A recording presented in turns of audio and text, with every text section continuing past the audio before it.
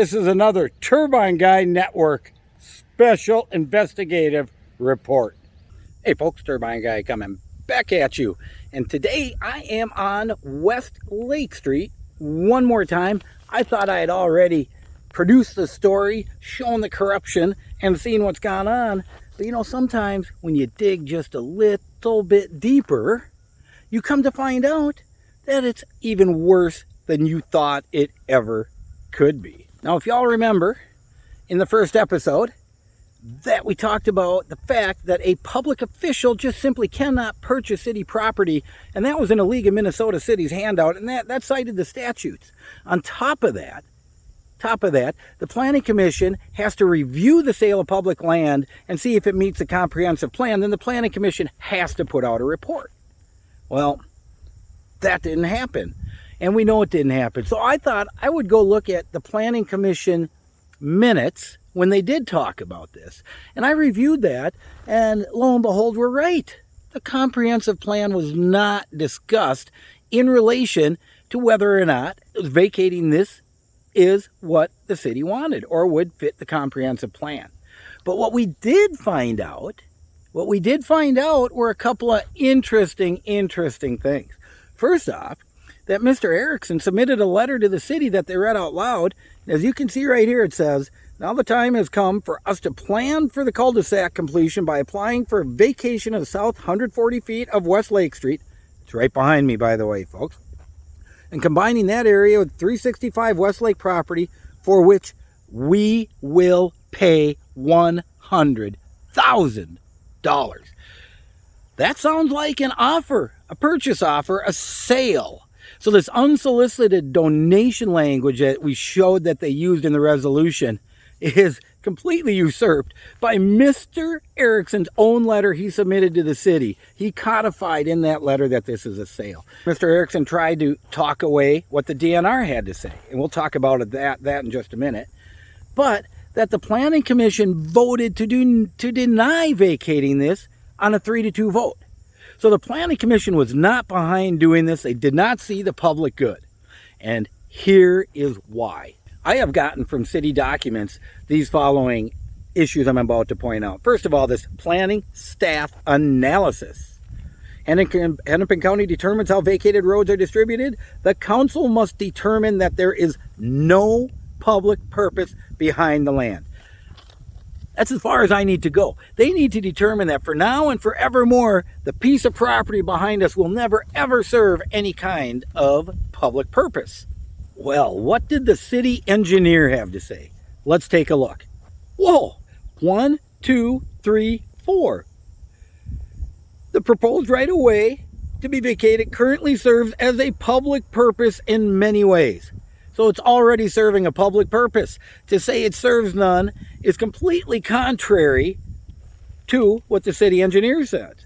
The provision for a cul-de-sac would provide an opportunity for a turnaround. And I know that they say they're giving away a little bit of land back to make this work, but you ever hear a condemnation? Cities do it all the time and screw people over left and right.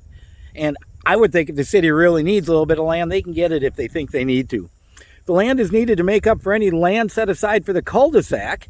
The alleyway right-of-way to the west of the proposed lot could be considered for a vacation, as it currently does not serve a public purpose. Look at that. The alleyway over there does not serve a public purpose, but this does. The alleyway behind me, no public purpose.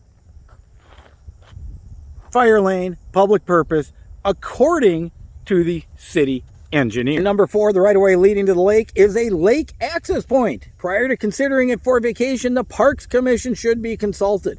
Well, we found out through the law, the Planning Commission needs to be consulted. But there you go. So as a lake access point, this serves a public purpose, specifically just being that, according to the city engineer.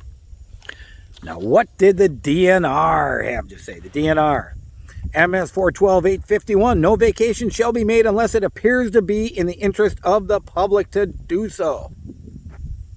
Okay, that's the DNR. The DNR has reviewed the proposed vacation, blah, blah, blah. The proposed vacation public benefit, there is nothing in the application, letter, or survey that indicates a benefit to the public. So this whole project that they're selling this fire lane to Mr. Erickson for, the sitting planning commissioner, has no public benefit. It has private benefit to Mr. Erickson and Mr. Erickson alone.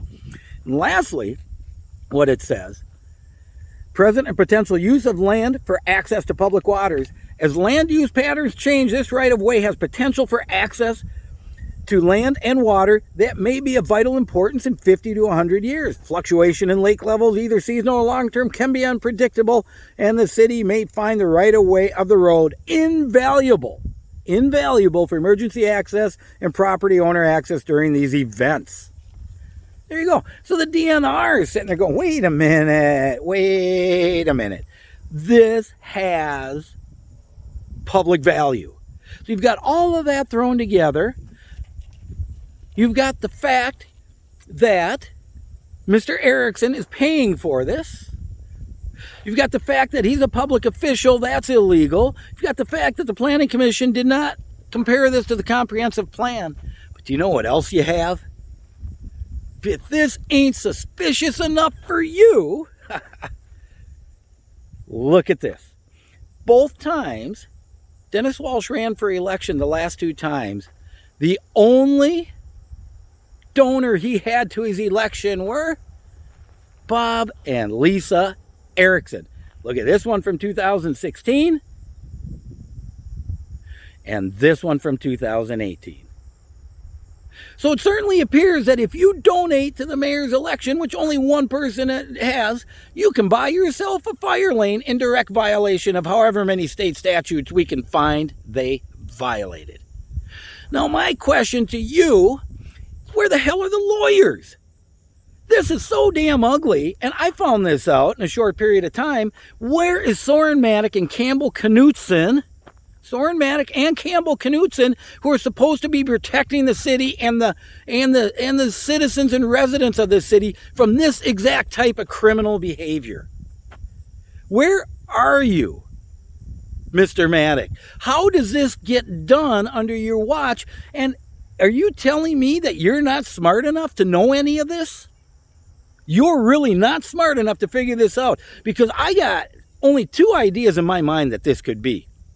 Either Mr. Maddock is completely incompetent, well, let's make it three. Completely incompetent, or he's extremely lazy because he can't be bothered with a few minutes of researching what the League of Minnesota Cities says, or that nasty C word, there could be some corruption floating around. I don't know. Could be any of them. It could be all of them. Who knows? But you know what? That's not up to me to figure out. That's up to the police, the investigators, the prosecutors to figure out through the criminal complaint I filed.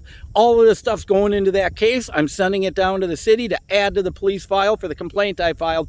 And let's just see if honest corruption, because this is honest to goodness corruption, is dealt with in a satisfactory manner for the residents of Orono. Not only for the residents of Orono, but for Orono, to protect Orono and to keep this stuff from happening again. We got to protect our city. We got to do something about it. And you know what? Authorities, it's time y'all step in and y'all do your job. Turbine Guy, signing off.